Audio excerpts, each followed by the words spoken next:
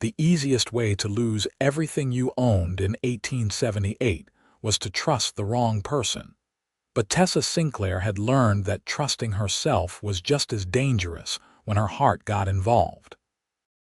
She sat beneath a gnarled cottonwood tree about half a mile from the ranch. She had been studying for the past 3 mornings, her charcoal pencil moving swiftly across the rough paper in her sketchbook. The ranch sprawled across the Nevada Valley like something from a dream, all weathered wood and honest labor, with the Sierra Nevada mountains rising in the distance like sentinels guarding secrets. Mojave was the nearest town, a dusty collection of buildings that barely qualified as civilization, but this ranch felt different. It felt like someone had carved out a piece of permanence in a world that refused to stand still. Tessa had traveled from Boston 6 months ago, after her father's publishing company went bankrupt, and her engagement to Charles Whitmore dissolved faster than sugar in hot tea.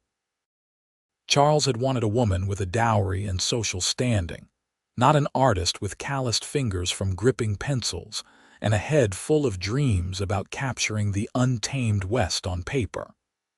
Her mother had wept when she left, convinced her 23-year-old daughter was throwing her life away. Perhaps she was right, but at least Tessa would be the one doing the throwing. The ranch house stood 2 stories tall, modest but well-maintained, with a wraparound porch that suggested someone cared about sitting outside in the evenings. The barn was newer than the house, its red paint still vibrant against the pale desert landscape. Cattle dotted the eastern pasture, and she could see horses in a corral near the barn. She had been trying to capture the way the morning light hit the mountains behind the property, the way it turned everything golden and purple at the same time. She was so focused on shading the mountain peaks that she didn't hear the rider approach until his shadow fell across her paper. "That's my ranch you're drawing there." Tessa's head snapped up, her heart hammering against her ribs. The man sat astride a paint horse, his hat tipped back just enough that she could see his face clearly. He looked to be about 26 or 27, with sun-weathered skin and dark hair that curled slightly at his collar. His eyes were an unusual shade of gray-blue, like storm clouds over the mountains, and they studied her with more curiosity than hostility. "I'm sorry," she said quickly, closing her sketchbook as if that could erase what she had been doing. "I didn't mean any harm. I've been staying in Mojave and I like to sketch the landscape. Your ranch is beautiful and I couldn't resist." He swung down from his horse with the easy grace of someone who had been riding since childhood. He was tall, probably over 6 feet, with broad shoulders, and the kind of lean strength that came from actual work rather than leisure. His clothes were practical, worn denim and a faded blue shirt, dusty boots that had seen plenty of miles. "Didn't say you were causing harm," he replied, his voice carrying a warmth that contradicted the stern set of his jaw. "Just stating a fact. Mind if I see what you've done?" Tessa hesitated, then opened her sketchbook again. She had learned in Boston that showing her work invited criticism, and criticism from strangers stung worst of all. But something about his expression made her think he was genuinely interested rather than looking for reasons to mock her. He took the sketchbook carefully, as if aware it was precious to her, and studied the drawing. His eyes moved over the lines she had made, following the slope of the land and the angles of the buildings.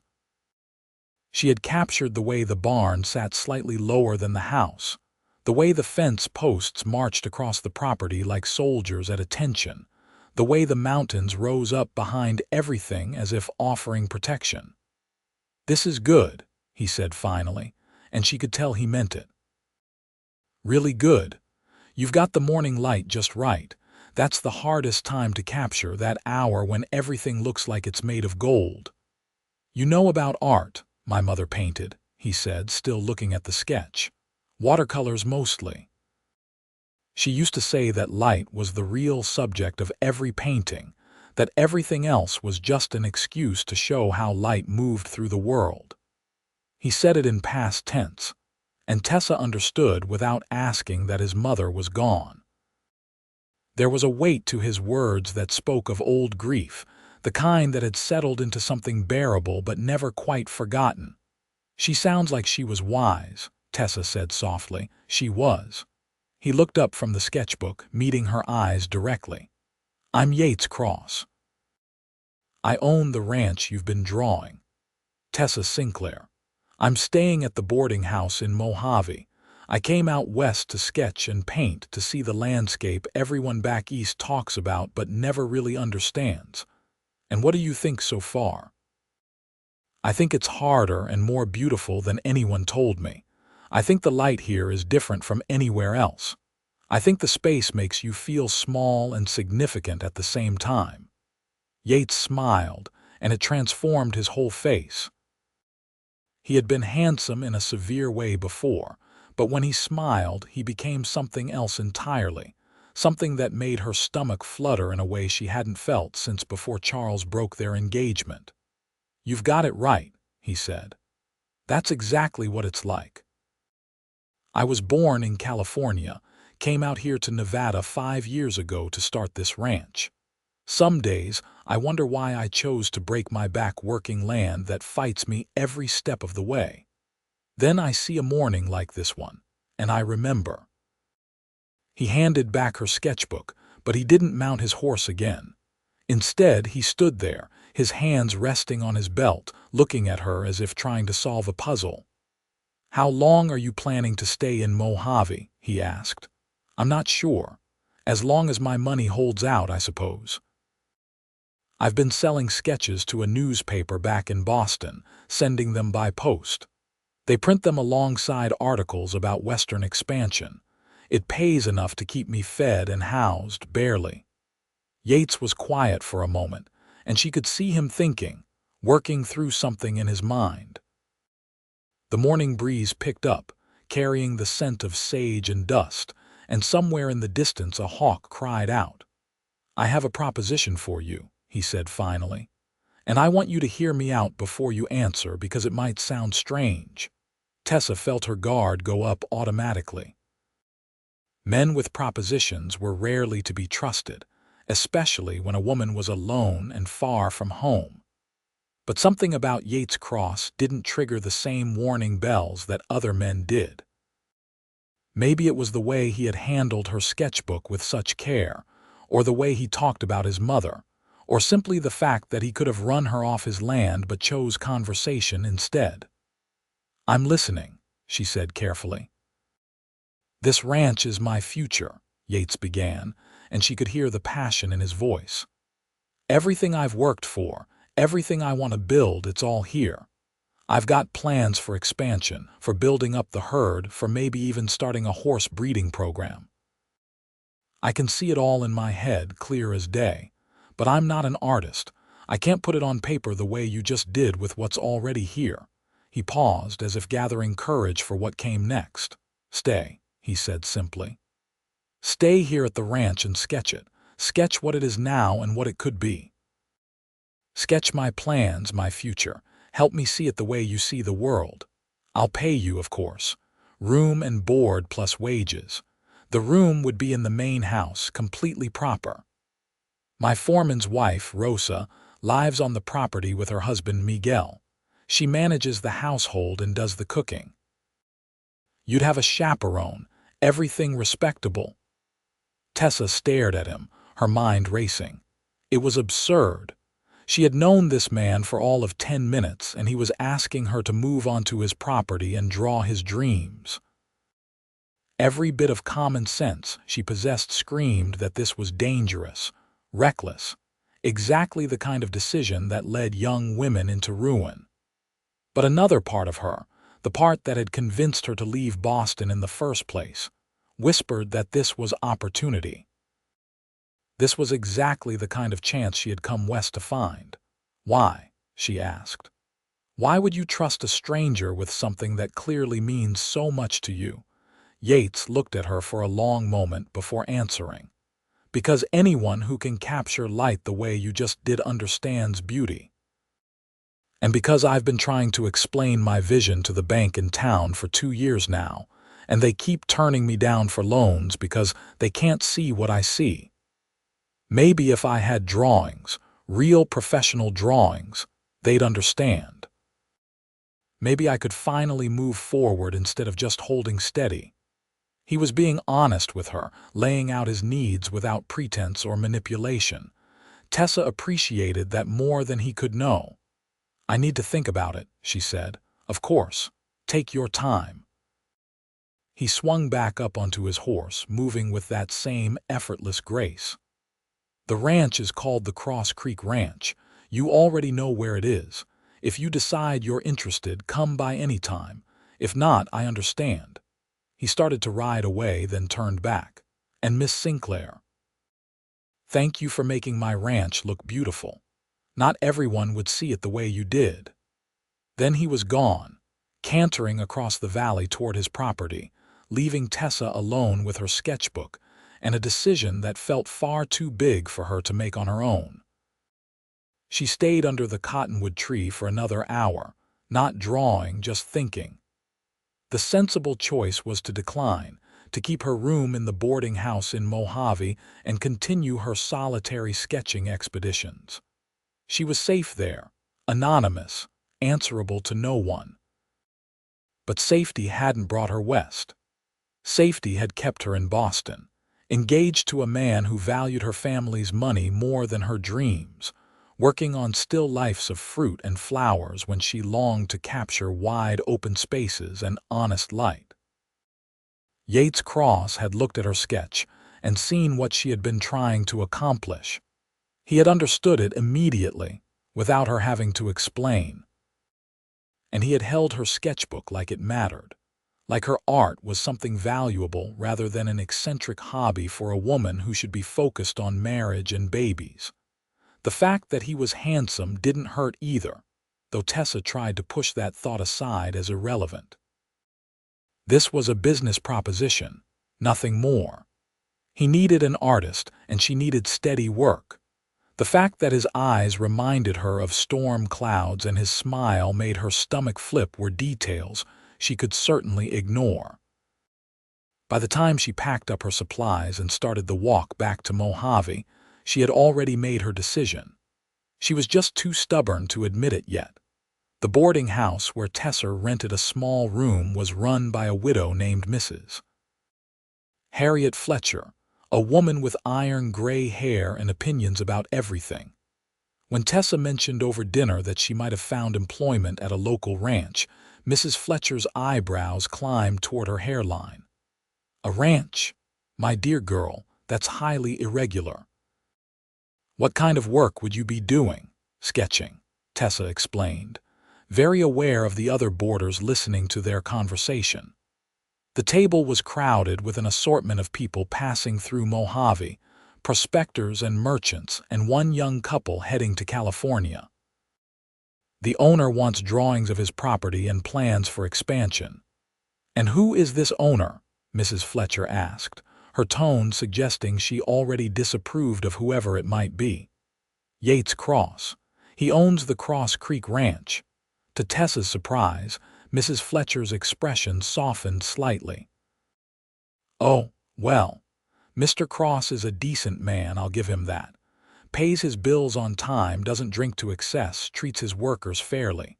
His foreman and the foreman's wife are good people too. Still, it seems unusual."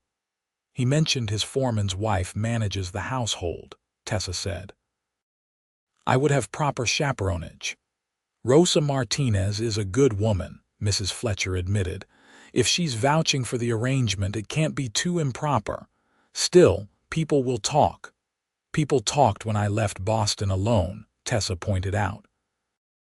"People talked when I refused to marry the man my parents had chosen for me. I've discovered that people will find reasons to talk regardless of what I do, so I might as well do what makes sense for me." Mrs. Fletcher actually smiled at that. "You've got spirit, girl. I'll give you that." "When would you be leaving?"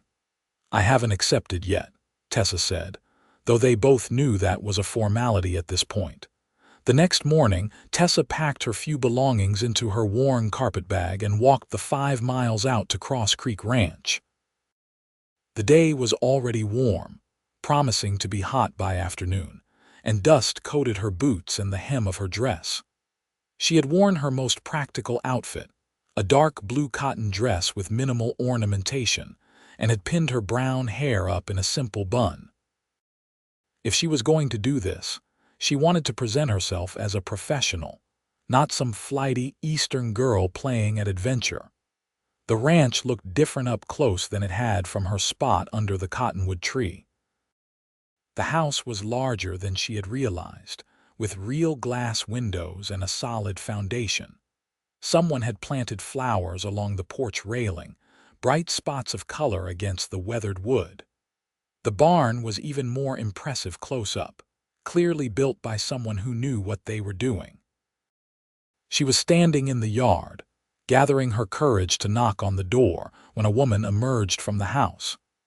She was perhaps 40, with black hair streaked with gray and warm brown skin that spoke of both Spanish and indigenous heritage. She wore a simple dress covered by an apron, and she studied Tessa with sharp, intelligent eyes. "You must be the artist," the woman said. Her English carried only the faintest trace of an accent. "Yates said you might come. I'm Rosa Martinez." "Tessa Sinclair," Tessa replied, setting down her carpetbag to shake the offered hand. Rosa's grip was firm and no nonsense. "He's out with the cattle, won't be back until evening," Rosa said. "But he told me what he proposed. I'll be honest with you, Miss Sinclair. I thought he was crazy when he first mentioned it, but then he showed me the sketch you did of the ranch and I understood." "You did? My husband and I have worked for Yates for 3 years now," Rosa said. "We've listened to him talk about his dreams for this place until we could recite them in our sleep. But until I saw your drawing, I don't think I really understood what he was seeing. You made it real somehow, just with some pencil lines on paper. That's a gift." Tessa felt warmth spread through her chest at the compliment. "Thank you." "Come inside," Rosa said. "I'll show you the room. Then we'll talk about what this arrangement actually means, because I won't have any impropriety under this roof. I've worked too hard to build a good reputation to have it destroyed by gossip." The house was cooler inside, with thick walls that kept out the worst of the heat. The main room was simply furnished but comfortable, with a large fireplace and furniture that looked handmade but sturdy. Everything was spotlessly clean, and Tessa could smell bread baking somewhere in the back. Rosa led her upstairs to a small room at the end of the hall.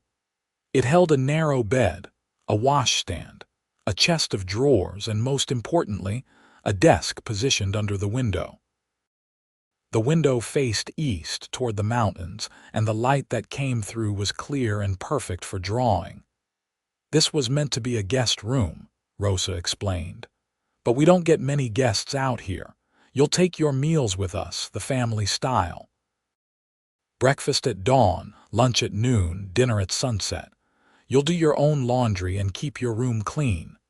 Beyond that, your time is your own to work on whatever Yates needs."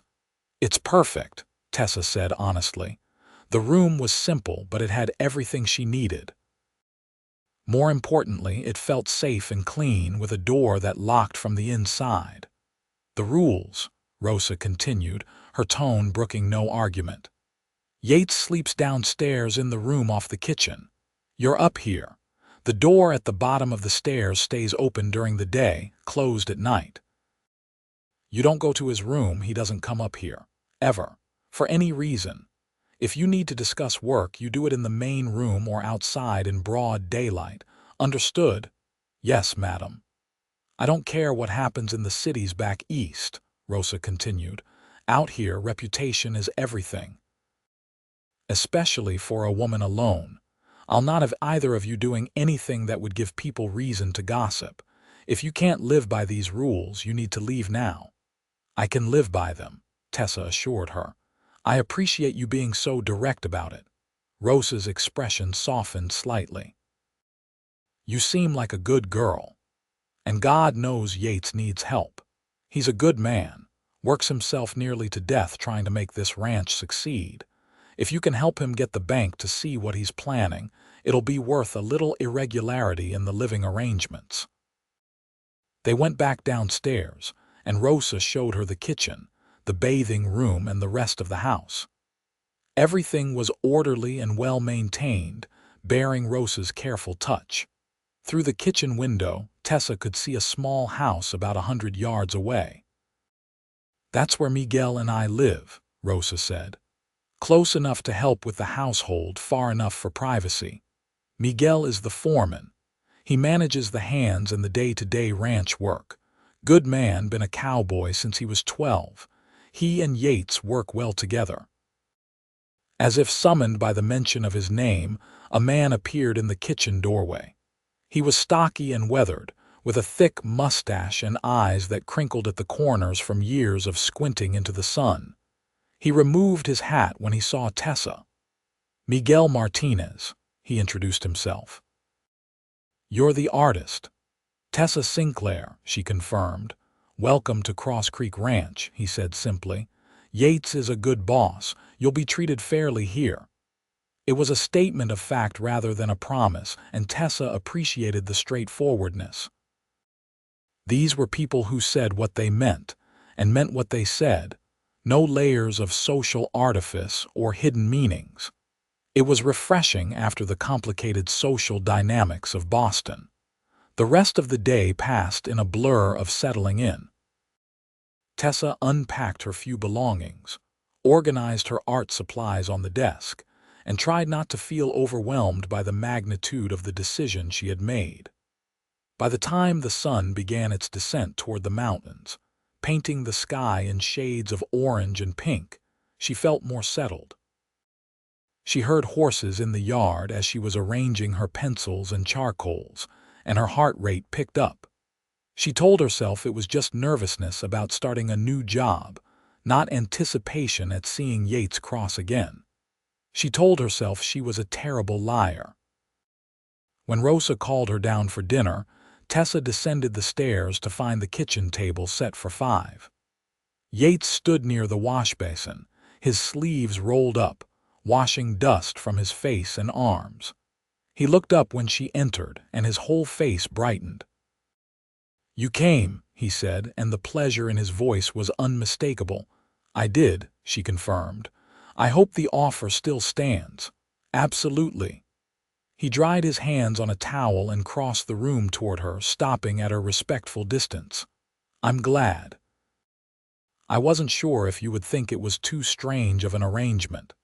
"It's definitely strange," Tessa admitted, "but it's also an opportunity, and I came west for opportunities."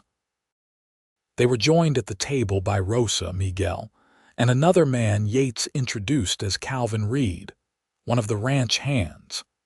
Calvin was young, probably only 20, with red hair and a scattering of freckles across his sunburned nose. He was shy around Tessa, barely meeting her eyes, but he was respectful. The meal was simple but delicious, some kind of beef stew with vegetables and fresh bread. The conversation flowed easily. Talk of cattle and horses, of a fence that needed mending and a supply run to Mojave that needed to happen soon. Tessa mostly listened, trying to understand the rhythm of the ranch, the daily concerns and larger patterns. Yates talked about the work with genuine passion. He knew each of his cattle, could describe the temperament of every horse. When he mentioned plans for expanding the herd, his eyes lit up with enthusiasm that was contagious. Tessa found herself leaning forward, captivated by his vision for the future. After dinner, as Rosa and Miguel headed back to their own home and Calvin went to the bunkhouse, Yates asked Tessa if she would walk with him. They strolled out to the porch, where the evening air was cooling rapidly and the first stars were beginning to appear. "I want to show you something," Yates said. "If you're not too tired." "I'm not tired." He led her around to the north side of the house, where a small rise gave a view of the entire valley. The ranch spread out below them, the buildings dark shapes in the gathering dusk, the mountains beyond like jagged teeth against the deepening sky. "This is what I see," Yates said quietly. "Not just what's here now, but what it could be. Another barn over there for the horses, more pasture cleared to the west, a proper training corral for breaking horses.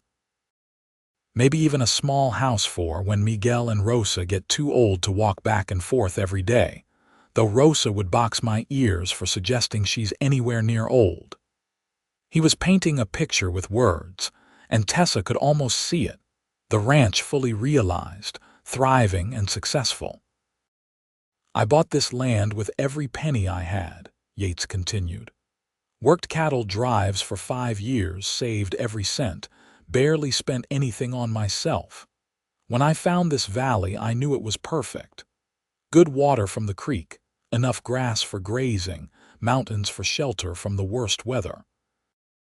I've been building it up piece by piece, but it's slow going without capital. The bank won't lend to me because I can't show them concrete plans, just ideas in my head. And you think drawings will help?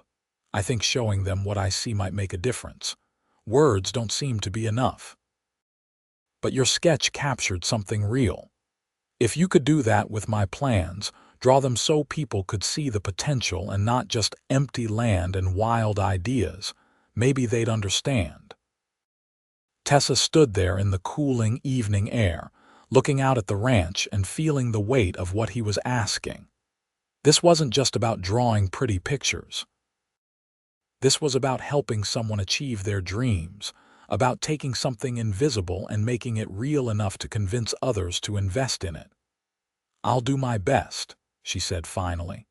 "I can't promise it will work, but I'll give you drawings that show your vision as clearly as I can."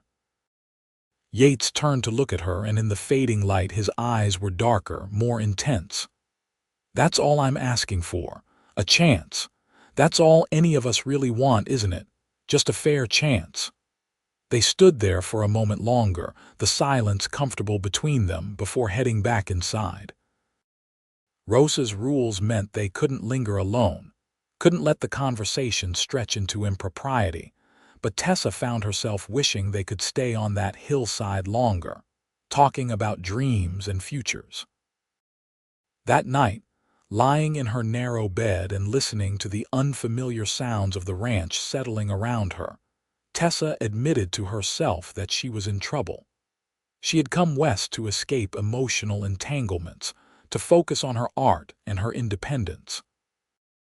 Getting involved with Yates Cross, even in a purely professional capacity, felt dangerous in ways she couldn't quite articulate. But it was too late to back out now. She had given her word, and Sinclair women kept their promises. She would just have to be very, very careful not to let her heart get involved. The problem was, as she drifted off to sleep thinking about storm cloud eyes and the passion in Yates's voice when he talked about his ranch, she suspected her heart had other ideas. The first few days at Cross Creek Ranch passed in a blur of activity and adjustment. Tessa woke each morning to the sound of roosters and the low voices of men heading out to begin the day's work.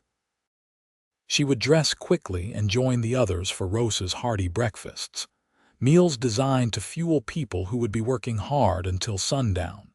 After breakfast, while Yates and the hands headed out to their various tasks, Tessa would gather her supplies and spend hours exploring the property. She sketched the existing buildings from every angle, capturing the way they sat on the land, the way shadows fell at different times of day. She drew the cattle in the pastures, the horses in the corrals, the way the creek cut through the property like a silver ribbon. But she also spent time with Yates in the evenings, after dinner when the day's work was done, listening to him describe his plans. He would talk and she would sketch, rough drafts of ideas, trying to capture his vision on paper. He wanted a breeding program for horses, specialized training for ranch work, and maybe even some riding horses for ladies in the growing towns.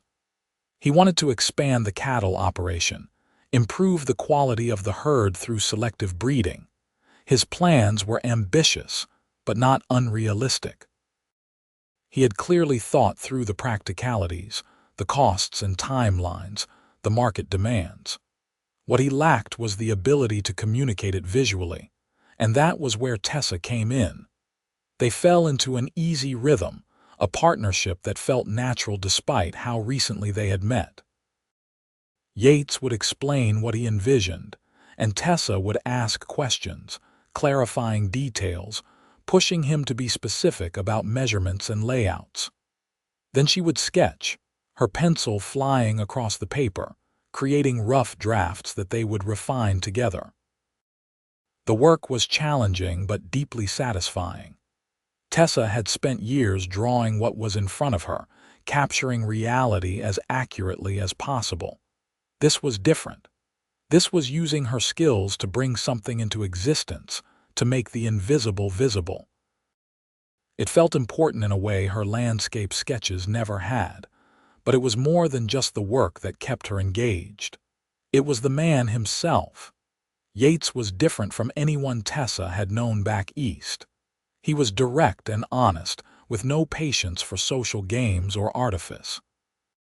When he was pleased with something, he said so plainly. When he disagreed, he explained why without dancing around the issue. He treated her as an equal partner in the planning process, valuing her input not just as an artist, but as someone with ideas worth hearing. He was also kind in ways that surprised her. She saw how he treated the horses, patient and gentle even when they tested his patience. She saw how he spoke to Rosa and Miguel, with genuine respect that transcended their different roles on the ranch. When Calvin made a mistake and let several cattle get past him into the wrong pasture, Yates corrected him firmly but without anger or humiliation. And he was funny, with a dry wit that caught her off guard. He told stories about his early days ranching, about disasters and near misses, about the stubborn cow who decided to adopt a wild turkey, and the horse who figured out how to unlatch gates and would free his companions in the middle of the night. He had Tessa laughing until tears ran down her face, gasping for breath while Rosa shook her head and smiled. Tessa was falling for him. She tried to deny it, tried to tell herself it was just the novelty of the situation, the romance of the setting, the gratitude for his faith in her abilities. But she knew better. She was falling for Yates Cross, and there was not a thing she could do to stop it. The problem was she had no idea how he felt about her. He was unfailingly polite, respectful of Rosa's rules about propriety, careful never to do anything that might compromise her reputation. But was that just good manners, or was there something more? Sometimes she caught him looking at her with an expression she couldn't quite read, something soft and wondering in his eyes. But then he would look away, and she would convince herself she had imagined it. 2 weeks after she arrived at Cross Creek Ranch, Yates announced at breakfast that they needed to make a trip into Mojave for supplies. He asked if Tessa would like to come along, and she agreed immediately. She needed more paper and some specific pencils she had run out of, and the thought of a few hours alone with him made her heart race. They set out in the wagon mid-morning, after the immediate chores were done but early enough to make it to town and back before dark. The day was hot but not unbearably so, with a breeze that kept the worst of the heat at bay. Yates handled the team with easy competence, and Tessa found herself watching his hands on the reins, strong and capable and tanned from the sun. "Tell me about Boston," Yates said after they had been traveling for a while. "What was your life like there?" Tessa considered how to answer. "Suffocating," she said finally, "though I didn't realize it until I left. I grew up in a world of rules and expectations, where everything was about appearances and social position. My father owned a publishing company, so we were comfortable, part of the merchant class trying to climb into higher society. You said the company went bankrupt. Bad investments and an embezzling partner, Tessa confirmed. It happened about a year ago. Suddenly, we went from comfortable to nearly destitute. My father took it hard. My mother was mortified about what people would say. And my fiancé broke our engagement within a week of the news becoming public. Sounds like you're better off without him, Yates said bluntly. I know that now. At the time, I was devastated. I thought I loved him, though looking back, I'm not sure I even knew what love was. I think I was more in love with the idea of being married, of having my life settled and secure. What changed? After Charles ended things, I had to look at my life clearly for the first time. I realized I had been living according to everyone else's expectations, never once considering what I actually wanted. My art was always supposed to be just a hobby, something to make me more interesting to potential suitors. The idea of actually pursuing it professionally was unthinkable. But you came west anyway. I did. I took what little money I had saved and bought a train ticket. My parents were furious. They said I was ruining what little reputation our family had left, that no decent man would ever want me if I went gallivanting across the country alone. But I didn't care anymore. I wanted to see the West, to draw it, to find out who I was when I wasn't trying to be who everyone else wanted me to be. Yates was quiet for a moment, his eyes on the horses and the road ahead. That takes courage, he said finally. Real courage. It's easier to stay in a life you know, even if it's making you miserable, than to strike out into uncertainty. You did it too, Tessa pointed out. Left California, came out here to Nevada, started a ranch from nothing. That's different. Men are expected to make their own way. Women get judged for the same choices. Tessa appreciated that he understood that he didn't minimize the challenge she had faced. What about you? She asked. What was your life like before the ranch? Yates's expression grew distant, remembering.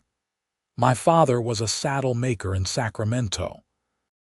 Good work, steady customers. He wanted me to learn the trade, take over the business eventually, but I never wanted to be inside all day, working leather and breathing dust. I wanted to be outside, working with animals, building something that was mine. How did your father take it when you left? Not well. We argued. He said I was being foolish, throwing away security for a pipe dream. My mother supported me, though. She said life was too short to spend it doing something that made you miserable. She died about 6 months before I left, consumption. After she was gone, there was nothing keeping me there. My father and I barely spoke, so I took the money I had saved from working cattle drives and came out here. Do you regret it? No, not even on the hardest days. This ranch is mine in a way nothing else has ever been. Every building, every fence post, every head of cattle represents my work, my choices. When I succeed, it's because I earned it. And if I fail, at least I'll fail doing something I chose. They rode in comfortable silence for a while, the wagon rolling along the dusty road, the mountains keeping watch in the distance. Tessa thought about what he had said, about choosing your own path even when it was hard, even when others didn't understand. They were more alike than she had realized, both of them refugees from lives that didn't fit, both of them trying to build something true in this wild place. Mojave appeared on the horizon, a collection of buildings shimmering in the heat. It wasn't much, just a main street with a general store, a saloon, a bank, a hotel, and a few other establishments, but it was the center of commerce for the scattered ranches and homesteads in the area. Yates pulled the wagon up in front of the general store, a weathered building with a wide front porch and windows displaying goods for sale. He helped Tessa down from the wagon seat, his hand warm and strong around hers, and she was acutely aware of how long the contact lasted, a moment longer than strictly necessary. Inside the store, it took Tessa a while to find the supplies she needed. The selection was limited compared to what she was used to in Boston, but she managed to locate decent paper and a few pencils that would serve her purposes. Yates moved through the store with efficiency, gathering flour and coffee and other supplies from the list Rosa had given him. They were loading the wagon when a man approached from the direction of the bank. He was middle-aged and prosperous-looking, with a gold watch chain and well-tailored clothes that seemed out of place in the dusty town. His expression was friendly but carried an undertone of condescension that immediately put Tessa on edge. "Cross," the man said, extending his hand. "Good to see you in town." "Mr. Patterson," Yates replied, shaking the offered hand. His tone was polite but cool. "How are you?" "Doing well, doing well. Banks had a good quarter. How are things out at your ranch?" "Busy. We're getting ready for the fall gather." Patterson's eyes slid over to Tessa, curiosity evident in his expression. "And who is this young lady, Miss Tessa Sinclair?" Yates introduced her. "She's working on some drawings of the ranch. Miss Sinclair, this is Harold Patterson. He manages the bank." "Pleased to meet you," Tessa said, though she wasn't particularly pleased. Something about the way Patterson looked at her made her uncomfortable, as if he was calculating her value and finding it questionable. "Drawings, you say?" Patterson's eyebrows rose.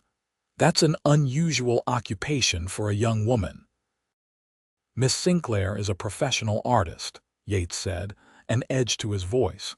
"She's been commissioned to create detailed plans of the ranch for future development." "Ah, yes, your expansion plans." Patterson's tone suggested he found the whole thing amusing. "Cross, I've told you before the bank needs to see concrete proposals, not just ideas. We can't lend money based on dreams." "That's exactly what Miss Sinclair is helping me develop," Yates said. "Concrete proposals. Detailed drawings showing exactly what the expansion would look like, how the buildings would be laid out, how the operation would function." Patterson looked skeptical. "Well, when you have something to show me, bring it by, but I'll be honest, Cross. The bank has limited funds for speculative ventures. Ranching is risky business, especially for young operations like yours. We have to be conservative with our investments." "I understand," Yates said, though Tessa could see the frustration in the set of his jaw. "We'll have the drawings ready within the month." After Patterson walked away, Yates finished loading the wagon with more force than necessary, his movements sharp with suppressed anger. "I'm sorry," Tessa said quietly. "He seems difficult." "He's the only banker in town," Yates replied. "So I don't have much choice but to deal with him. But he's been putting me off for 2 years now, always finding reasons why the bank can't help. I'm starting to think he just doesn't believe I'll succeed." "Then we'll prove him wrong," Tessa said firmly. "We'll create drawings so clear, so detailed that even a skeptic like him will have to see the potential." Yates looked at her, and some of the tension left his shoulders. "You're something else, Tessa Sinclair. You know that. I'll take that as a compliment." "It is." They climbed back into the wagon and started the journey back to the ranch. As they rolled out of town, Tessa found herself thinking about Patterson's dismissive attitude, about the way he had looked at both of them as if they were children playing at business. It made her more determined than ever to help Yates succeed, to create drawings that would force the banker to take them seriously. But there was something else bothering her, a question that had been nagging at her since the conversation. Finally, she asked it. "Yates, why does the bank's opinion matter so much? You've been building the ranch without their help for 5 years. Why do you need a loan now?" He was quiet for a moment before answering. "Because I've gone as far as I can on my own. To really expand, to build the breeding program I want, to improve the herd quality, I need capital. I need to buy breeding stock, build proper facilities, hire more hands. I can keep doing what I'm doing now, scraping by, maintaining but never really growing. Or I can take the risk, get the loan, and build something that will last beyond just me. That sounds lonely, Tessa said softly. Building something that will last beyond just you. It is, Yates admitted. I always thought by now I'd have a partner in this, someone to share it with. But I've been so focused on the ranch, on just surviving and keeping things going, that I haven't made time for anything else. Most days, I'm too tired to think about it. But sometimes, late at night or early in the morning when I'm out checking the herd, I wonder what the point is. Who am I building all this for? The vulnerability in his voice made Tessa's chest ache. She wanted to reach over and take his hand to tell him that he wasn't alone, that she saw what he was building and it was beautiful and worthwhile. But Rosa's rules and her own uncertainty kept her still. Maybe you're building it for whoever comes next, she said instead. For the future, even if you can't see exactly what that future looks like yet. Yates glanced at her, something intense and searching in his expression. Maybe, he said quietly, or maybe I'm building it for someone specific. I just haven't figured out how to ask her to be part of it yet. Tessa's heart stuttered in her chest. Was he talking about her? Or was she reading too much into his words, seeing what she wanted to see rather than what was actually there? Before she could figure out how to respond, they crested a rise and the ranch came into view below them. Home, Tessa thought, and then was startled by the word. When had she started thinking of Cross Creek Ranch as home? But looking at the buildings in the valley, at the mountains beyond and the wide sky overhead, she realized it was true. This place had become home in a way Boston never really had. That evening after dinner, Yates asked Tessa if she would take a walk with him. Rosa gave them a pointed look, but didn't object as long as they stayed within sight of the house. They walked out toward the corrals, where the horses moved restlessly in the cooling evening air. I've been thinking about what Patterson said, Yates began, about needing concrete proposals. How much longer do you think you need before we can show him something? Another week, maybe 2, Tessa said. I want to make sure everything is detailed and professional. We only get one chance to make an impression. Take the time you need. I just want to be ready when we go to him. I can't afford another rejection. They leaned against the corral fence, watching a gray mare nose around for dropped grain. The sun was setting, painting the sky in shades of purple and gold, and the first stars were beginning to appear. Can I ask you something? Tessa said. Anything. In the wagon today, you said something about building the ranch for someone specific. What did you mean? Yates was quiet for so long that Tessa began to think he wouldn't answer. Then he turned to face her, his expression serious in the fading light. I meant you, he said simply. I know it's too soon to say something like that. I know we barely know each other, that you've only been here a few weeks. But from the moment I saw you sitting under that cottonwood tree, sketching my ranch like it was something beautiful worth capturing, I've been drawn to you. The more time I spend with you, the more I realize that what I'm building isn't complete without someone to share it with. And I can't imagine anyone I'd rather share it with than you. Tessa's breath caught in her throat. In Boston, courtship had been a complicated dance of hints and implications, of never saying directly what you meant. But here was Yates Cross, laying his heart out plainly, taking the risk of rejection because he believed in being honest. I feel the same way, she admitted, her voice barely above a whisper. I tried not to. I told myself this was just a job, that I was here professionally and nothing more, but I was lying to myself. Every day I spend here, every evening we work together, I fall a little more. You're everything Charles wasn't, everything I didn't know I was looking for. Yates reached out slowly, giving her time to pull away if she wanted to, and took her hand. His palm was calloused from work, warm and solid, and Tessa felt the simple touch all the way through her body. "I can't offer you an easy life," Yates said.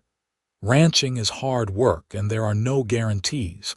I could lose everything tomorrow if the cattle market crashes or if we have a bad drought. The house is comfortable but not fancy. You'd be working as hard as me every day."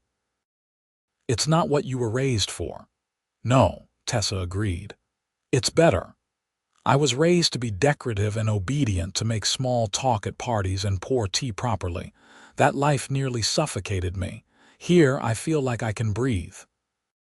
I feel like what I do matters, like I'm contributing to something real. And you see me, really see me, in a way no one back east ever did. So you'll stay." The hope in his voice was almost painful to hear. "Not just for the drawings, but after that. You'll consider making this your home." "I'll stay," Tessa promised. "As long as you want me here." "That would be forever then," Yates said, and he smiled, that transformative smile that had caught her attention the first day they met. They stood there as the stars emerged fully, still holding hands, not talking, just being together. Tessa knew there were practical matters to figure out, conversations to have, plans to make. But for now, it was enough to stand next to this man who had somehow become essential to her in such a short time, to feel his hand in hers, and know that she had found something real. When they finally walked back to the house, Rosa was sitting on the porch, mending a shirt by lantern light. She looked up as they approached, her sharp eyes missing nothing about their linked hands and matching smiles. "About time," she said matter-of-factly. "Miguel owes me $10. I bet him you two would figure it out within a month. He thought it would take until winter." Tessa felt her face flush, but Yates just laughed. "Glad we could help you win your bet, Rosa. Just remember my rules," Rosa said sternly, but her eyes were warm. "I don't care how in love you are, propriety matters. This ranch's reputation matters. Understood?"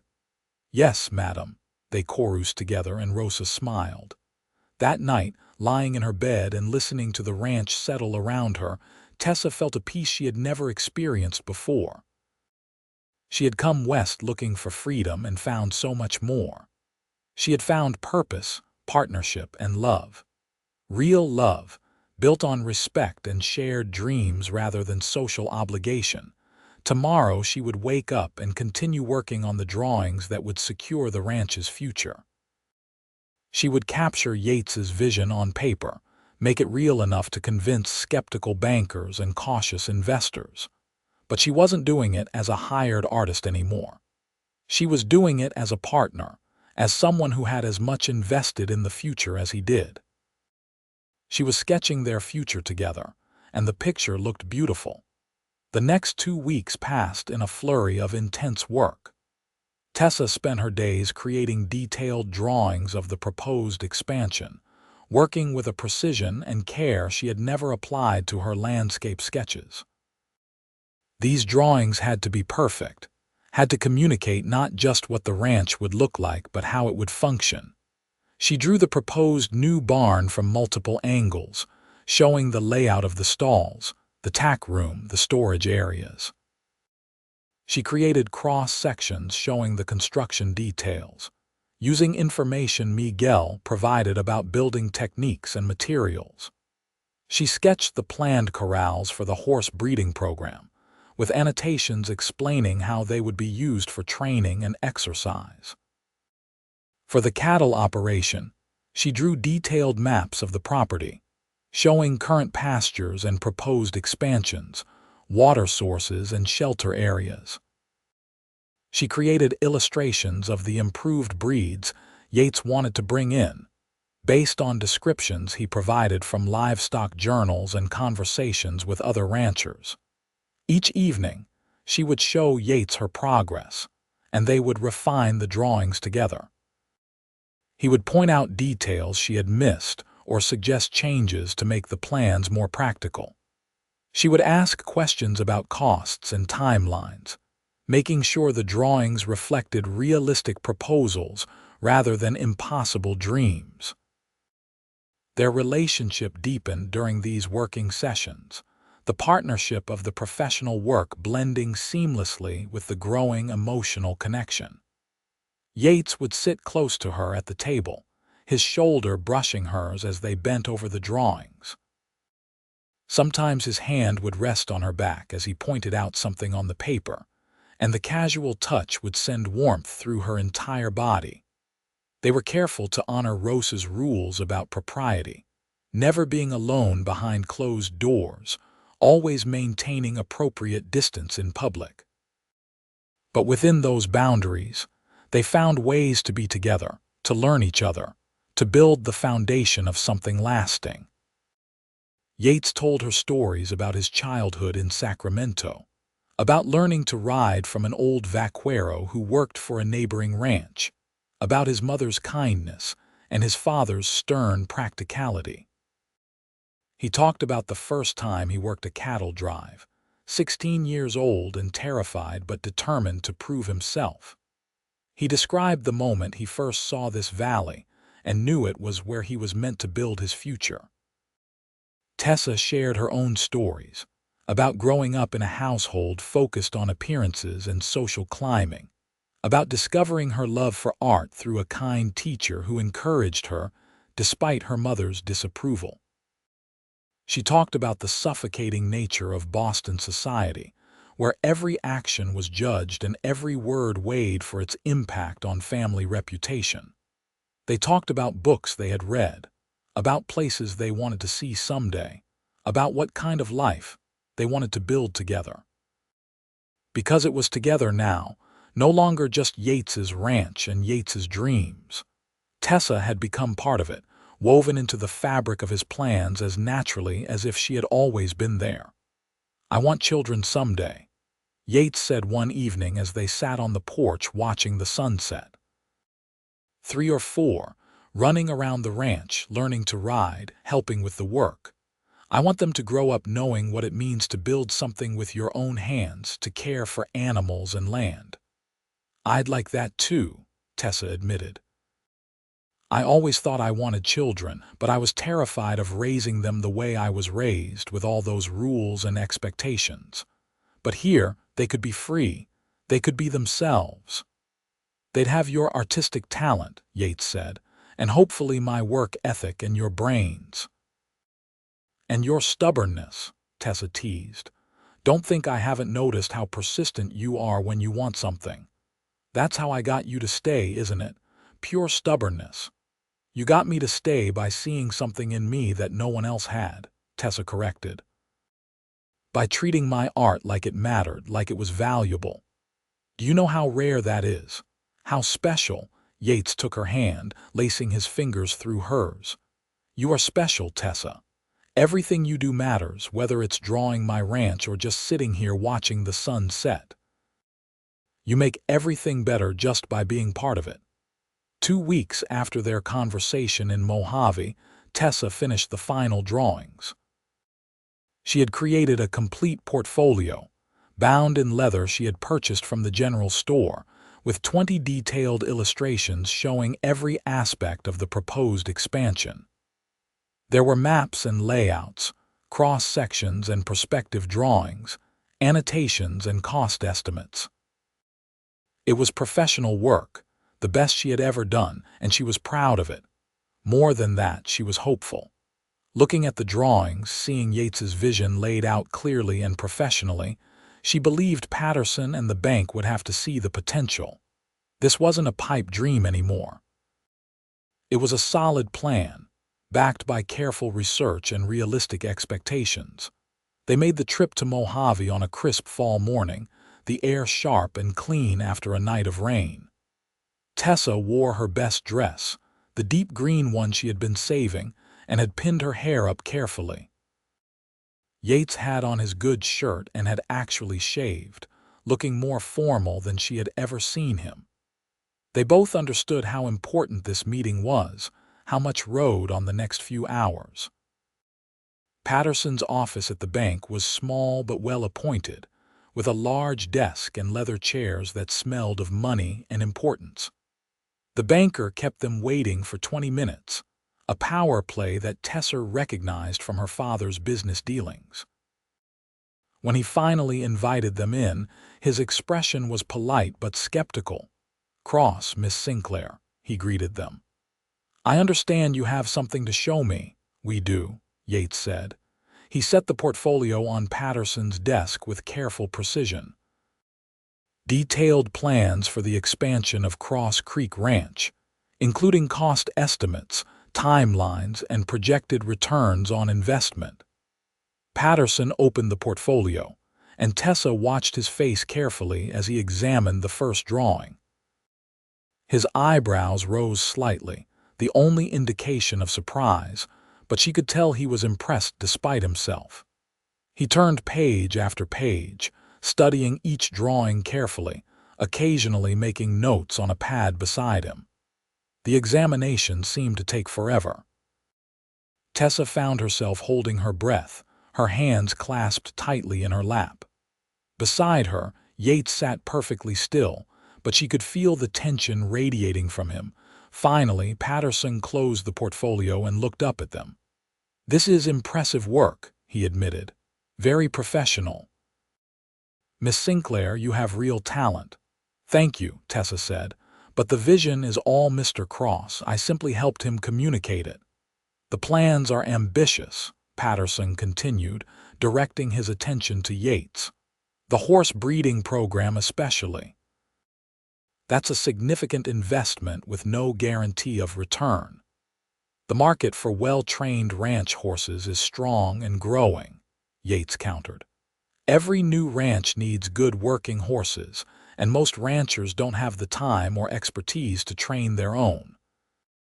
If I can establish a reputation for quality animals, the business will sustain itself.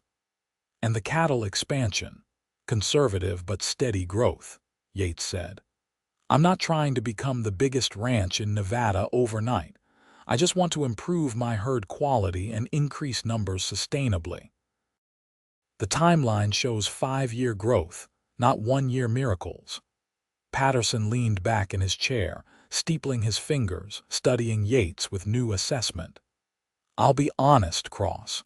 When you first came to me 2 years ago talking about expansion, I didn't think you'd last another year. Plenty of young men come out west with dreams of ranching, and most of them give up within 3 years. But you've persisted. You've built something solid, and these plans show you're thinking long-term, not just chasing quick profits." Hope flared in Tessa's chest. Was he actually going to approve the loan? "However," Patterson continued, and the hope dimmed, "the bank still has concerns.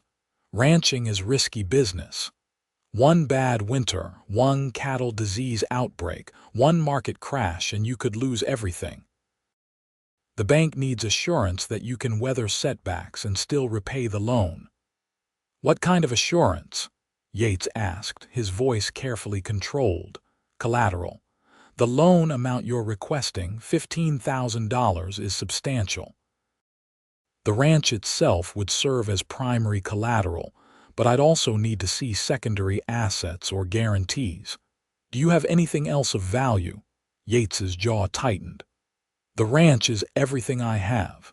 There are no secondary assets. It's all tied up in land and livestock." "Then I'm afraid the bank's position has to be conservative," Patterson said.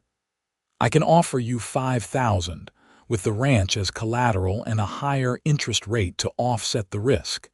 It's not enough for everything you're proposing, but it would let you start the horse program at least." 5,000 was a fraction of what Yates needed. Tessa could see the disappointment wash over him, see the dreams he had been nurturing start to collapse. She felt her own disappointment rise, bitter and sharp. They had worked so hard on these drawings, had believed that showing the vision clearly would be enough. "Thank you for your time, Mr. Patterson," Yates said stiffly, standing. "I'll need to think about your offer."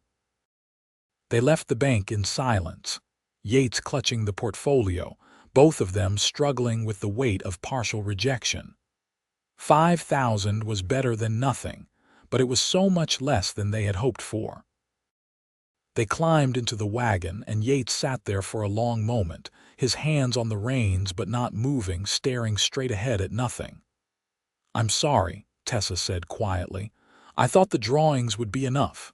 "They were perfect," Yates said. "You did everything right." "This isn't about your work. It's about Patterson being conservative, about him not believing in me no matter how good the plans are." "So what do we do?" "I don't know." The defeat in his voice broke her heart. 5,000 would help, but it's not enough to really grow.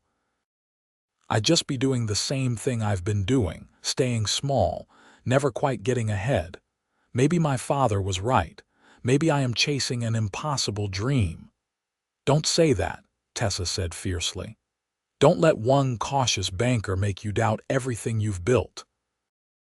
You've created something amazing here, Yates. Cross Creek Ranch is real and solid and beautiful. We'll figure this out." "How?" The question wasn't angry, just tired. "Where else can I go? Patterson runs the only bank in town. The next nearest bank is 2 days' ride away in Carson City, and they're even more conservative than he is." Tessa didn't have an answer. She reached over and took his hand, holding tight, wishing she could transfer some of her faith in him through touch alone. They started the journey back to the ranch in silence, both lost in thought. The morning's hope had curdled into disappointment, and Tessa found herself angry on Yates's behalf. He had done everything right, had worked himself nearly to death building something worthwhile, had created careful, realistic plans for growth. And it still wasn't enough because one man couldn't see past his own caution. They were about halfway home when a rider approached from the direction of the ranch, moving fast. As he got closer, Tessa recognized Calvin, the young ranch hand, and her stomach dropped. Something was wrong. "Boss." Calvin called out as he reached them, pulling his horse to a stop beside the wagon. "We've got trouble. Rustlers hit the north pasture last night, took about 30 head. The color drained from Yates's face. 30 head, are you sure? Miguel did a count this morning when he noticed the fence was down. They took the prime cattle, the best breeding stock. Must have been watching us, knew which ones to target." Yates closed his eyes briefly, and Tessa could see him calculating. 30 head represented a significant portion of his herd, and the breeding stock was irreplaceable. This wasn't just a financial loss, it was a blow to the entire foundation of his operation. Did Miguel track them? Tried to, but they had too much of a head start. Lost the trail about 5 miles north, could be anywhere by now. "Get back to the ranch and tell Miguel I'll be there soon," Yates said. "We need to figure out our options." Calvin nodded and rode off, leaving them alone on the road again. Yates sat there, his hands gripping the reins so tightly his knuckles were white. "Yates," Tessa said softly. "This is it," he said, his voice hollow. "This is the setback I can't recover from. I just lost a quarter of my best breeding stock. Even with Patterson's 5,000, I can't rebuild that. It would take years to recover, and by then I'll be so far behind on expenses that I'll have to sell off more just to stay afloat." "We'll find a way," Tessa insisted, though she had no idea how. "There is no way," Yates said bleakly. "I'm finished. Everything I've worked for, 5 years of breaking my back and scraping by, and it's over. My father was right. I should have stayed in Sacramento and learned to make saddles." Tessa had never heard him sound so defeated, so utterly without hope. It frightened her more than the news about the rustlers, this loss of the spirit that had drawn her to him in the first place. When they got back to the ranch, Miguel was waiting with a grim expression. He confirmed the count, 30 head gone, all prime breeding stock. He had tried to track them but lost the trail. The sheriff in Mojave had been notified, but everyone knew the chances of recovering the cattle were slim. That evening, The mood in the house was somber. Rosa cooked dinner, but no one had much appetite. Calvin ate quickly and excused himself, uncomfortable with the heavy atmosphere. Miguel tried to offer encouraging words about rebuilding, but they fell flat against the magnitude of the loss. After dinner, Yates didn't ask Tessa to walk with him or to work on any plans. Instead, he excused himself and went to his room, closing the door quietly behind him. The rejection stung, but Tessa understood he needed space to process the disaster. She helped Rosa clean up the kitchen, both of them working in silence. When they finished, Rosa turned to her with serious eyes. "He'll get through this," Rosa said. "Yates is strong, he's faced setbacks before." "Not like this," Tessa said. "Not when he was already so close to his limit. Rosa, what if he can't recover? What if he loses the ranch?" "Then we'll all find other work," Rosa said pragmatically. "Miguel and I have moved before, we can do it again. But I don't think it will come to that. Yates is too stubborn to give up." But that night, lying in her bed and staring at the ceiling, Tessa wasn't so sure. She had heard the defeat in Yates's voice, had seen the way his shoulders slumped under the weight of this final blow. She was terrified that this loss might be the thing that finally broke him, that made him give up on the dreams she had come to share. She must have finally fallen asleep, because she woke suddenly to the sound of breaking glass downstairs. Her heart pounding, she threw on her robe and hurried to the stairs. The house was dark, but she could see a flickering light coming from the main room. "Yates." She called out, concerned about the propriety of going downstairs but more worried about the strange light. "Stay there," his voice came back, rough and urgent. "There's glass on the floor." But Tessa was already halfway down the stairs, and she could see what had happened. The lamp that usually sat on the side table had fallen or been knocked over, and oil had spilled across the floor. Yates had caught it before it could start a fire, but the glass had shattered and his hands were bleeding. "What happened?" she asked, rushing the rest of the way down despite his warning. "Couldn't sleep," he said. "Came out here to think, knocked into the table in the dark. I'm fine, just clumsy." But he wasn't fine. In the dim light from the lamp he had managed to light, Tessa could see his face was haggard, his eyes red-rimmed. He had been crying, she realized, or close to it, and the discovery made her heart ache. "Let me see your hands," she said. "Tessa, you shouldn't be down here. The rules." "To hell with the rules," she said, and his eyes widened at her language. "Let me see your hands." She led him to the kitchen, where she pumped water into a basin and carefully cleaned the cuts on his hands. They were superficial, nothing serious, but she wrapped them in clean cloth anyway, needing to do something practical to help. "I don't know what to do," Yates said quietly as she worked. "I've always known what to do, always had a plan, but now I'm lost. Everything I was building, it's slipping away and I can't stop it." "You're tired and upset," Tessa said. "Everything looks worse in the middle of the night. In the morning, we'll figure out a plan." "There is no plan. Even if I take Patterson's loan, I can't replace the cattle I lost. I don't have enough breeding stock left to justify an expansion program. And without the expansion, I can't generate enough income to repay the loan. It's a death spiral." Tessa finished wrapping his hands and didn't let go, holding them gently in hers. "Then we do something different," she said. "We find another path." "What other path?" "I don't know yet. But Yates, you're the most resourceful person I've ever met. You built this ranch from nothing. You turned an empty valley into something beautiful and productive. This setback is terrible, but it's not the end unless you let it be." He looked at her, and in his eyes she could see the war between hope and despair. "Why do you believe in me so much?" "Because I see who you are," she said simply. "I see your strength and your vision and your heart. I see the way you treat people with respect, the way you care for your animals, The way you work yourself to exhaustion because you believe in something. That doesn't disappear because of rustlers or cautious bankers. It's who you are. Yates pulled her into his arms, holding her tightly, his face buried in her hair. She could feel him shaking slightly, the emotion he had been holding back finally breaking through. She held him just as tightly, wishing she could absorb some of his pain, make this easier somehow. "I was going to ask you to marry me," he said against her hair. "I had it all planned.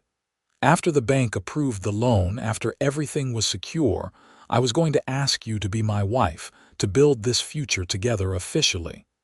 But now I have nothing to offer you. I can't ask you to tie yourself to a failing ranch, to a man who might lose everything." "You can ask me," Tessa said. "The ranch's success doesn't determine my answer. I'm not falling in love with buildings and cattle. I'm falling in love with you, Yates Cross. With the man who saw an artist by the side of the road and asked her to stay. With the man who talks about his dreams like they're real and solid. With the man who treats everyone around him with kindness and respect. That's who I want to build a future with, not just a successful ranch." He pulled back enough to look at her face, searching her eyes for truth. "You mean that?" "I do. So ask me. Right now, in the middle of the night with your hands bandaged and everything uncertain, ask me." "Tessa Sinclair," Yates said, and his voice was stronger now, steadier. "Will you marry me? Will you stay at Cross Creek Ranch and help me build our future, whatever that future turns out to be?" "Yes," she said without hesitation. "Absolutely yes." He kissed her then, gentle and sweet, a promise of more to come but restrained by propriety, and the knowledge that Rosa would be furious if they went too far before the wedding. When they broke apart, both of them were smiling despite the circumstances, despite the disaster looming over them. "We should probably clean up the glass before Rosa finds it in the morning," Tessa said. "And you should get back upstairs before she finds you down here in your night clothes," Yates pointed out. "She'll have both our heads." They cleaned up the broken lamp and spilled oil, working together in comfortable silence. When Tessa finally went back upstairs, her heart was lighter despite all the practical problems they still faced. She was engaged. She was going to marry Yates Cross and spend her life at this ranch she had come to love. Nothing else mattered quite as much as that. The next morning at breakfast, Tessa and Yates announced their engagement. Rosa's face split into a wide smile, and she immediately began planning the wedding. Miguel congratulated them heartily, and even Calvin, shy as he was, managed a sincere expression of happiness for his boss. But the celebration was muted by the practical realities they still faced. The cattle were still gone, the loan was still inadequate, and the ranch's future was still uncertain. Getting married didn't solve any of those problems, no matter how much they loved each other. It was Miguel who brought up an idea they hadn't considered. "Have you thought about selling the drawings?" he asked. "Not the ranch plans, but Miss Tessa's landscape sketches. Seems like people back east are willing to pay good money for pictures of the West." Tessa blinked, surprised. "I've sold a few to the Boston newspaper, but they don't pay much." "Certainly not enough to make a difference with the ranch." "What about selling them as actual art?" Rosa suggested. "Not for newspapers, but for people to frame and hang in their homes. Rich folks back east, they love having pictures of the wild frontier. Makes them feel adventurous without having to leave their comfortable houses." It was an intriguing idea, but Tessa was skeptical about the timeline. Even if people would buy them, it takes weeks for post to travel back east. We'd need money faster than that. "What about selling them here?" Yates said slowly, his mind clearly working through possibilities. "Not in Mojave, but in Carson City or even Virginia City.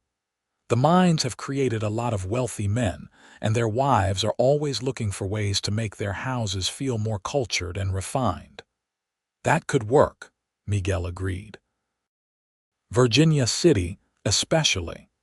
The silver mines have made some men richer than kings, and they spend money like water trying to prove they're as sophisticated as folks back east. Tessa felt a flicker of hope. She had dozens of landscape sketches from her months in Nevada, scenes of mountains and deserts, ranches and wild horses. If there was truly a market for them, it could provide income while they figured out longer-term solutions. "It's worth trying," she said. "How far is Virginia City?" 2 days hard ride, Yates said, "or 3 days with a wagon, which is what we'd need to transport framed sketches safely." "Then we should go," Tessa said decisively. "Take my best work, frame it properly, and see if we can find buyers. It might not solve everything, but it's income we wouldn't have otherwise." Over the next 3 days, they prepared for the trip to Virginia City. Tessa went through all her sketches, selecting the best ones, the images that captured the West most dramatically. She had scenes of dawn over the mountains, of wild horses running across a valley, of the ranch itself in golden evening light. She had portraits of cowboys working, of cattle drives and branding, of the harsh, beautiful landscape that made Nevada unique.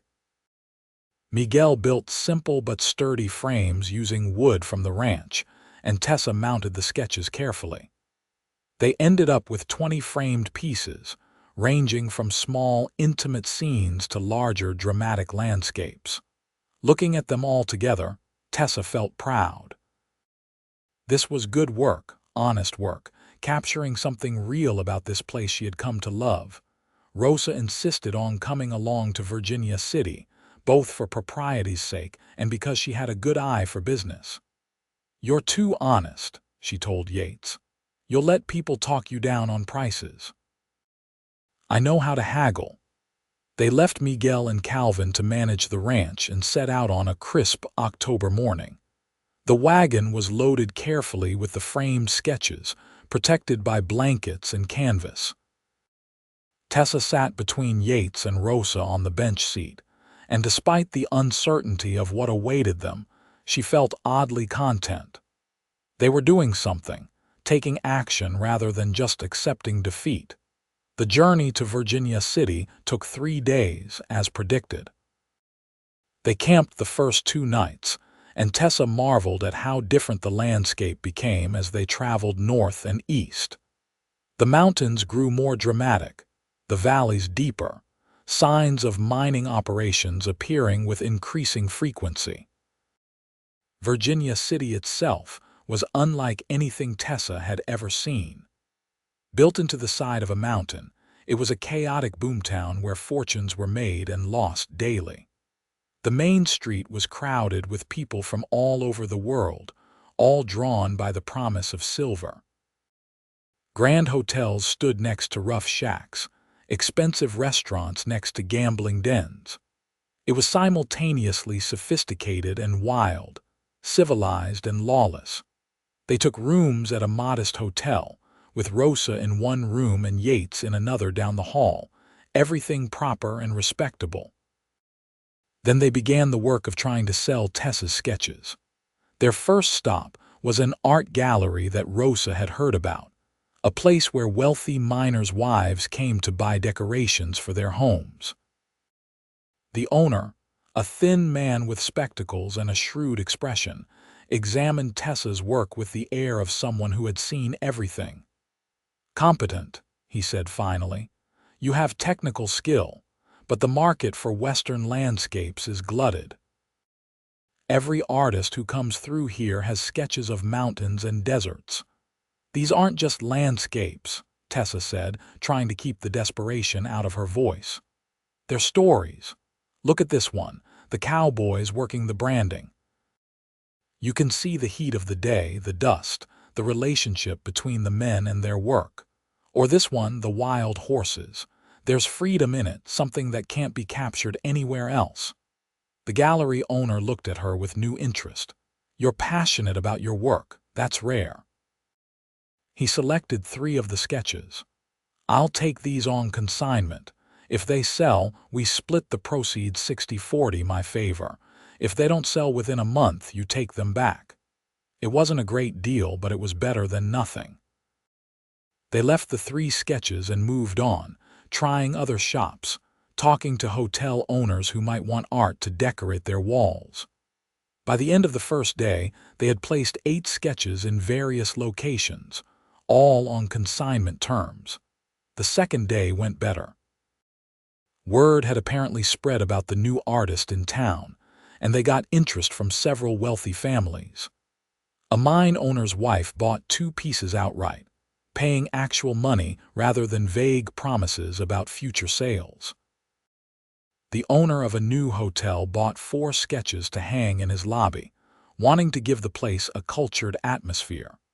By the end of the third day, they had sold or placed on consignment 15 of the 20 sketches they had brought. Tessa had over $300 in actual cash, and the promise of more if the consignment pieces sold. It was far from the $15,000 Yates needed for his expansion plans, but it was real money that could help with immediate expenses. More importantly, they had discovered a genuine market for her work. The gallery owner, after seeing how well the pieces were received, had asked if Tessa could provide more. One of the hotel owners had commissioned specific scenes, willing to pay premium prices for original work. On the journey back to Cross Creek Ranch, the mood in the wagon was lighter. They weren't out of trouble yet, but they had found a path forward, a way to generate income that didn't depend on loans or bank approval. "You're brilliant," Yates said to Tessa as they traveled. "I never would have thought of this." "It was Miguel's idea," Tessa pointed out, "but you made it real. You created something people wanted to buy. That takes more than technical skill. That takes vision." Rosa, sitting on Tessa's other side, made a satisfied sound. "You two are going to do just fine. Between Yates's ranching and Tessa's art, you'll build something special. Maybe not as fast as you wanted, but solid. Real." Back at the ranch, they found that things had been quiet in their absence. No more rustlers, no disasters, just the steady work of keeping a ranch running. Miguel reported that the remaining cattle were healthy, and he had ideas about how they might slowly rebuild the breeding program using what they had. That evening, after dinner, Yates and Tessa walked out to their favorite spot on the hill overlooking the ranch. The air was cool, hinting at the winter to come, and the stars were brilliant overhead. "I've been thinking," Yates said, "about the bank and the expansion plans. Maybe we need to adjust our timeline. Instead of trying to do everything at once, maybe we grow more slowly. I take Patterson's 5,000 for the horse program, since that has the fastest return. We use the income from your art to supplement the ranch operations, reduce our debt load. In a year or two, when we're more stable, we revisit the cattle expansion." "That sounds reasonable," Tessa said. "And honestly, I like the idea of building slowly. There's something satisfying about steady progress rather than trying to leap ahead all at once." "It means it will take longer," Yates warned. "Years instead of months. Can you be patient with that?" "I can be patient with anything as long as we're building it together," Tessa said. "The timeline doesn't matter as much as the direction." Yates pulled her close, and they stood there looking out at the ranch, at the future they were creating together. It looked different than it had a few weeks ago, smaller perhaps, but no less valuable. They were building something real, something that could weather setbacks and still stand strong. "When do you want to get married?" Yates asked. "Soon," Tessa said. "I don't need a big wedding or fancy preparations. I just want to be your wife to make this official." "Next month," Yates suggested. "That gives Rosa time to plan something modest but proper. And it means we'll start the new year as husband and wife." "Perfect." They married on a cold December morning with snow threatening in the clouds overhead. The ceremony took place in the simple church in Mojave, with Rosa and Miguel as witnesses and a handful of people from town in attendance. Mrs. Fletcher from the boarding house came, and even Calvin scrubbed up and put on his best shirt for the occasion. Tessa wore a dress Rosa had helped her make, simple blue cotton that brought out her eyes. She had woven small wildflowers into her hair, the last blooms before winter settled in. Yates wore his good suit, and he couldn't stop smiling from the moment he saw her walk down the aisle. The ceremony was brief, but heartfelt. When the preacher asked if they would honor and cherish each other, both of them answered with firm conviction. When Yates kissed his bride, sealing their vows, Tessa felt like she was exactly where she was meant to be.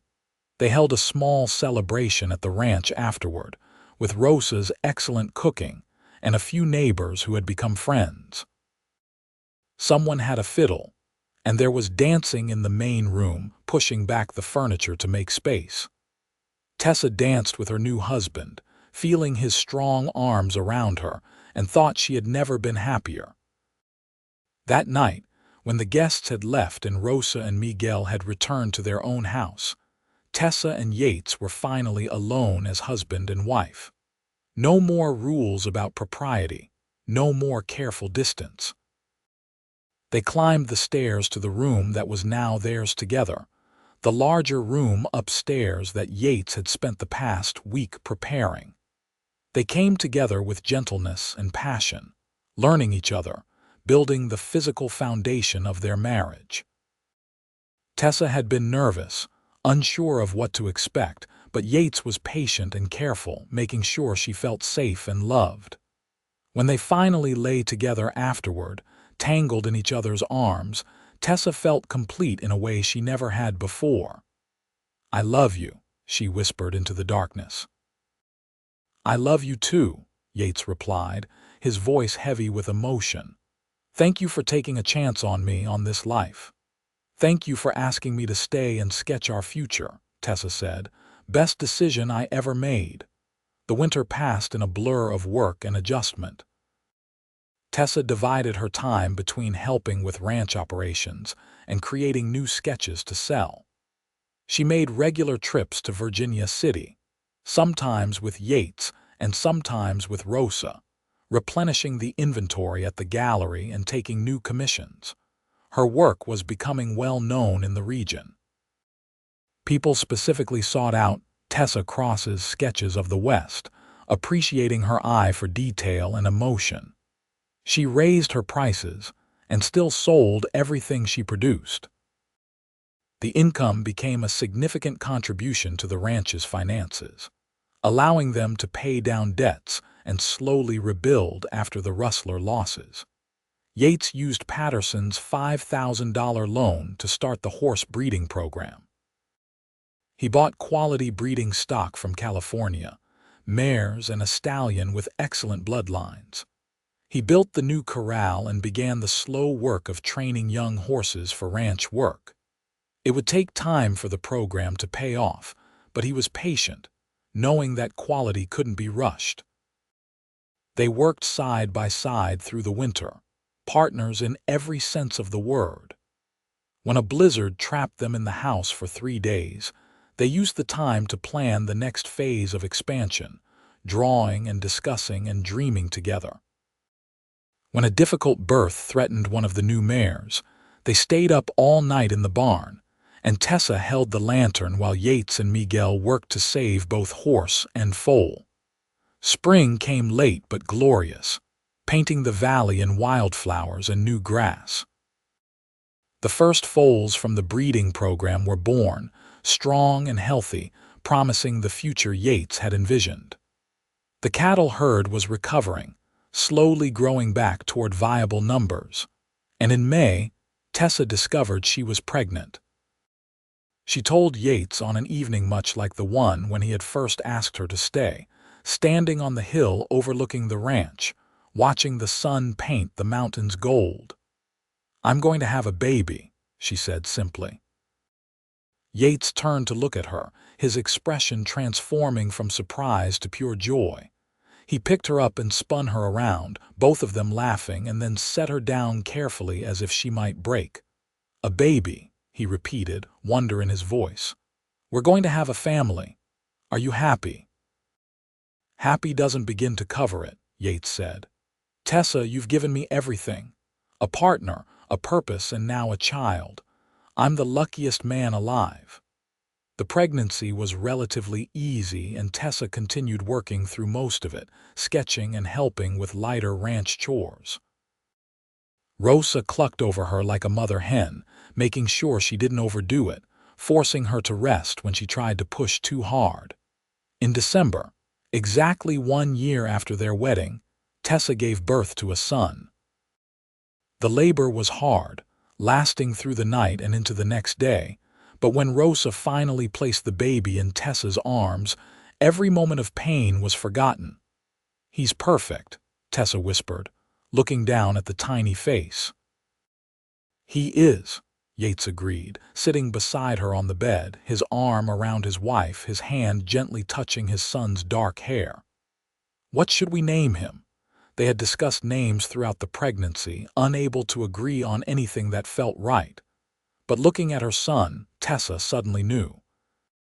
"James," she said, "after your mother. Her middle name was Jamie, you said. We'll call him James, after the woman who taught you that light was the real subject of every painting." Yates's eyes filled with tears. "She would have loved you," he said, "and she would have been so proud of him." Little James Cross grew strong and healthy, a good-natured baby who seemed content to be passed between the adults who doted on him. Rosa declared him the smartest baby she had ever seen. Miguel carved him toys in the evenings. Calvin, who had been terrified of holding something so small and breakable, eventually became one of James's favorite people. And Yates was a devoted father, finding time every day, no matter how busy, to hold his son, to talk to him about the ranch and the horses, to share his dreams for the future. Watching her husband with their child, Tessa felt her heart swell with love so intense it was almost painful. The years that followed brought both challenges and triumphs. There was a drought one summer that tested all of Yates's skills as a rancher, forcing difficult decisions about herd size and water management. There was the winter when Tessa got pneumonia, and they all feared for her life, until her natural resilience and Rosa's devoted nursing pulled her through.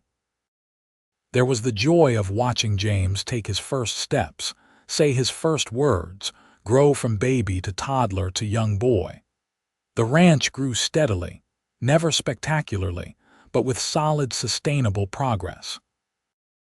The horse breeding program became profitable, with buyers coming from across Nevada to purchase Cross Creek Ranch horses. The cattle herd reached healthy numbers, and Yates finally felt comfortable expanding into higher-quality breeding stock. Tessa's art career flourished beyond anything she had imagined. Her sketches of Western life became sought after across the country, not just in Nevada. A publisher in San Francisco approached her about creating a book of her drawings with accompanying text about ranch life. The book, when it was published, sold well enough that she became modestly famous, the artist who captured the real West. 3 years after James was born, Tessa gave birth to twin girls. Catherine and Margaret arrived on a spring morning, identical and perfect, doubling the chaos and joy in the Cross household.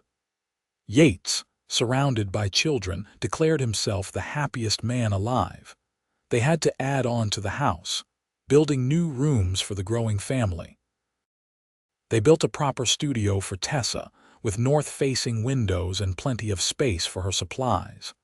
They built a new barn and expanded the corrals. They planted trees around the house, cottonwoods and pines that would someday provide shade and beauty, and always there were the drawings. Tessa sketched her children playing in the yard, Yates working with the horses, the ranch through all seasons and times of day. She sketched their life together, preserving moments that might otherwise be lost to time. On their 10th wedding anniversary, Yates surprised Tessa with a gift. He led her out to the hill where they had stood so many times before, where he had first shared his vision for the ranch, where they had celebrated their engagement and shared their dreams. "Look," he said, pointing to a small building that hadn't been there the day before. It was a structure maybe 10 feet square with large windows and a solid door. Inside, Tessa found a beautiful space, clean and bright, with a drawing table and shelves for supplies, a comfortable chair and a small stove for cold days. "Your own studio," Yates explained. "Separate from the house so you can work without interruptions when you need to. Rosa will watch the children, and you can come out here and just create." Tessa walked around the small building, touching the walls, looking out the windows at the view of the ranch and mountains beyond. It was perfect, a space of her own, a recognition of her work as valuable and important. "Thank you," she said, turning to her husband. For everything. For seeing me that day by the cottonwood tree and asking me to stay." "Best decision I ever made," Yates said, echoing her words from their wedding night. They stood there together, 10 years married, 3 children, a successful ranch, and a partnership that had weathered every challenge. The future stretched ahead of them, unknown but no longer frightening. Whatever came, they would face it together. Over the next decade, Cross Creek Ranch became one of the most respected operations in Nevada. Yates's horse breeding program was recognized as producing some of the finest working horses in the West. His cattle operation, while never the largest, was known for quality and careful management. Other ranchers sought his advice, and he became an informal consultant for new operations trying to establish themselves. Tessa's art continued to evolve and grow in reputation. She published 3 more books, each one documenting different aspects of Western life. Her original sketches sold for significant sums, and museums in San Francisco and even Boston began acquiring her work for their permanent collections. But more than professional success, they had built a family. James grew into a young man who loved the ranch as much as his father did, already talking about taking over operations someday. The twins, Catherine and Margaret, were 10 years old and inseparable, with their mother's artistic talent and their father's love of the outdoors. They spent their days exploring the ranch, drawing the things they found, bringing home interesting rocks and feathers and stories of adventure. The ranch employed 6 full-time hands now, plus seasonal workers during busy times. Miguel had officially become a partner, with ownership stake in the operation. Rosa managed not just the household but also the business side of the horse breeding program, keeping meticulous records and handling correspondence with buyers. Calvin, the shy young cowboy who had been there from the beginning, had married a girl from Mojave and built a house on ranch land, starting his own small operation with Yates's help and guidance. They had become a community, a collection of people bound by more than just work, by genuine affection and shared history. On a summer evening when Tessa was 43 years old, she stood in the place where she had first sketched Cross Creek Ranch 20 years before. The cottonwood tree was larger now, its shade deeper and more welcoming. The ranch in the valley had grown and changed, new buildings and expanded operations, but it was still recognizable as the place she had captured in charcoal all those years ago. She had her sketchbook with her, as always, and she opened it to a fresh page. But instead of drawing what was in front of her, she began sketching from memory. She drew a younger version of herself sitting under this tree, and a younger Yates riding up on his paint horse, the moment that had changed both their lives, sketching our history now. A familiar voice said behind her, Tessa turned to find her husband walking toward her, moving a bit slower than he had at 27 but still strong and capable at 47. He sat down beside her, looking at the drawing she was creating. "Remember this day?" she asked. "Every detail," Yates confirmed. "I saw you sitting here, drawing my ranch, and I knew immediately you were someone special. I had no idea how special, how completely you would change my life." "We changed each other's lives," Tessa corrected. "You gave me purpose and partnership and a home. I gave you drawings and children and someone to share your dreams with." "Best trade I ever made," Yates said, and she laughed. They sat together in comfortable silence, watching the sun begin its descent toward the mountains. From the ranch, they could hear the sound of children playing, the twins' laughter carrying on the breeze. Smoke rose from the chimney of the main house, dinner being prepared by Rosa with help from Margaret, who was learning to cook. "Do you have any regrets?" Yates asked suddenly. "About leaving Boston, about choosing this life? It's been hard sometimes, harder than if you had married someone wealthy back east and lived in comfort." Tessa thought about her answer carefully, wanting to be completely honest. "Not a single regret," she said finally. "This life has been hard sometimes, yes, but it's been real. Every accomplishment means something because we earned it. Every building on that ranch represents our work and planning. Our children are growing up free and strong, learning what it means to build something that matters. I have work that fulfills me, art that means something beyond just decoration. And I have you, a partnership built on respect and love and shared dreams. What would I trade that for? Fancy dresses and empty social calls? Never." "I love you, Tessa Cross," Yates said. "More now than the day we married, and I loved you plenty then." "I love you too," Tessa replied. "Thank you for asking me to stay that day. Thank you for seeing something in me worth believing in. Thank you for saying yes. Thank you for sketching our future and then helping me make it real." They sat there as the sun set, painting the sky in brilliant colors, the same light that Tessa had been chasing with her art for 2 decades. She had captured it hundreds of times in her drawings, but it never got old, never failed to take her breath away. This was the West she had come seeking, not the romanticized version from dime novels and exaggerated newspaper accounts, but the real thing. Beautiful and harsh, demanding and rewarding, full of hard work and genuine joy. She had found herself here, in this wild place, with this good man and the family they had built together. As the last light faded from the sky and the first stars appeared, Yates helped Tessa to her feet and they walked back to the ranch together, hand in hand. Tomorrow would bring new challenges and new work, as every day did. But tonight, they would sit with their family, share a meal, tell stories, and be grateful for the life they had created. Behind them, Tessa's sketchbook lay open to the drawing of that first meeting, a moment captured in charcoal and memory. The young woman under the tree and the young cowboy on his horse, 2 people about to take a chance that would change everything. Below the drawing, Tessa had written a single line in her careful script. "The day I learned that the best adventures start with someone asking you to stay." Years later, when their grandchildren would ask about how their grandparents met, Tessa and Yates would tell the story together, trading details and finishing each other's sentences, as couples do after decades together. They would talk about a young artist looking for freedom and a young rancher looking for partnership, about drawings that became dreams and dreams that became reality, and they would always end the story the same way.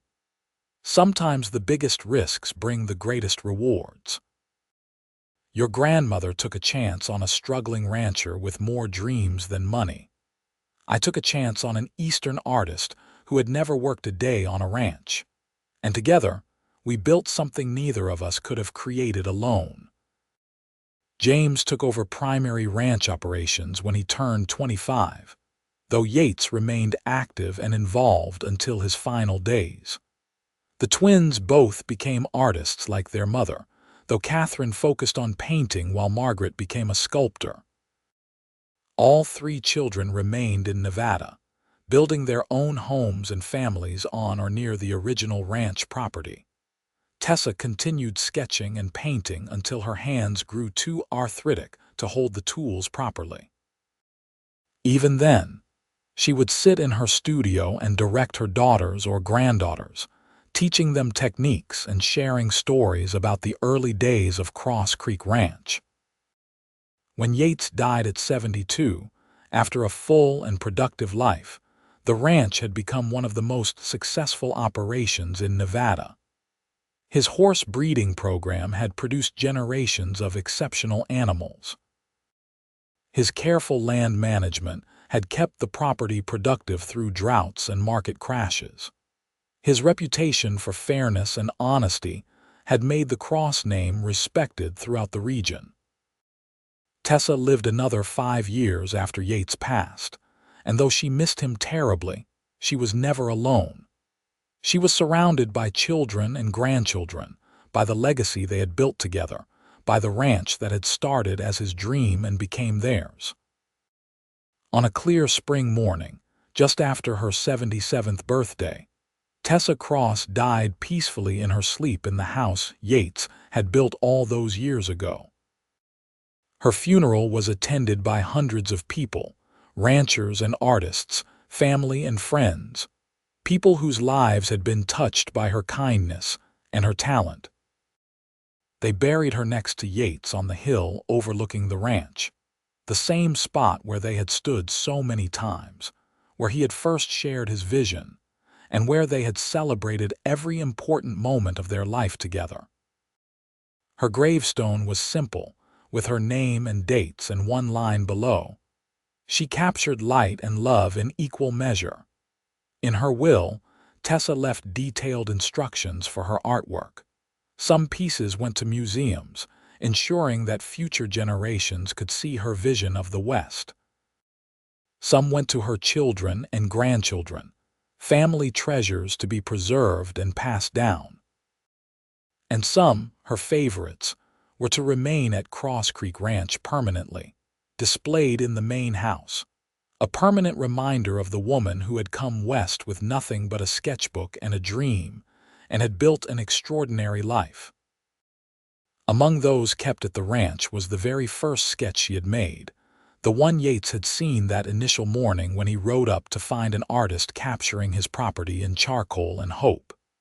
Framed and preserved, it hung in the main room, a reminder of where everything had started. And beside it hung the drawing she had made on their 20th anniversary, showing that first meeting from memory, the young woman under the tree and the young cowboy on his horse. Future generations would look at those drawings and see not just art but history, the beginning of a love story that shaped their family and their legacy. Cross Creek Ranch continued to thrive through the generations that followed, managed by James, and then by his children and grandchildren. The house was expanded and modernized, but the original structure remained at its core. The horse breeding program adapted to changing times and markets, but maintained the quality standards Yates had established. The land was cared for and protected, a living testament to one man's vision and one woman's faith in that vision. And in the small studio Yates had built for Tessa, maintained exactly as she had left it, her descendants still came to draw and paint and create. The light through those windows remained perfect for art, and something about the space seemed to inspire creativity in everyone who entered it. The story of Yates and Tessa Cross became legend in their family and in Nevada ranching circles. It was a story about taking chances, about believing in dreams, about two people from different worlds who found common ground in the wild beauty of the West. It was a story about partnership and persistence, about building something lasting through hard work and mutual respect. But most of all, it was a love story, as real and enduring as the mountains that had watched over their ranch, as beautiful as the light Tessa had spent her life trying to capture, as solid as the land they had worked together for 5 decades. The cowboy had seen her sketching his ranch and asked her to stay and sketch their future. She had said yes, and together they had created something more beautiful than any drawing, more valuable than any successful business venture. They had created a life filled with love and purpose, a family that would carry their legacy forward, and a partnership that proved the best adventures really do start with someone asking you to stay.